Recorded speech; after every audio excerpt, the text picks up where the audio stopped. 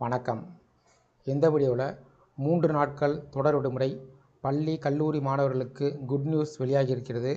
எந்த 3 நாட்கள் தொடர் விடுமுறையாக வர உள்ளது என்பது சார்ந்து விவரங்களை பார்க்கலாம். ஒரு ஆண்டினுடைய தொடக்கத்தில் தமிழ்நாடு அரசு சார்பில் பொது விடுமுறை நாட்கள் பட்டியல் வெளியிடப்படும்.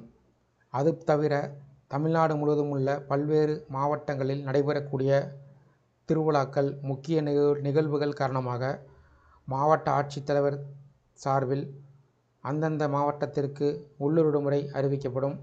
அவ்வாறு அறிவிக்கக்கூடிய உள்ளூர் விடுமுறை நாளில் அரசு அலுவலகங்கள் மற்றும் பள்ளி கல்லூரிகளுக்கு விடுமுறை பொருந்தும். மேலும் உள்ளூர் விடுமுறை ஈடு செய்யக்கூடிய வகையில் மற்றொரு நாள் இவர்களுக்கு பணி நாளாக அறிவிக்கப்படும். இந்த நிலையில் தமிழகத்தில் அரசு மற்றும் அரசு உதவி பெறக்கூடிய பள்ளிகளில் முள்ளாண்டு தேர்வுகள் நடைபெற்று வருகிறது.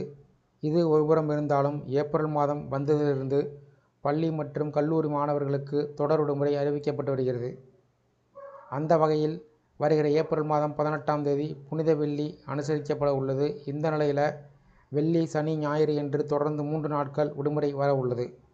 இதனால் மாணவர்கள் தங்களது உறவினர்களை பார்க்கவும், சுற்றுலாவிற்கு செல்லவும் திட்டமிட்டு வருகிறார்கள். மேலும் விரைவில் கோடை விடுமுறை தொடங்க இருப்பதால் பள்ளி மற்றும் கல்லூரி மாணவர்கள் மகிழ்ச்சியில் உள்ளனர்.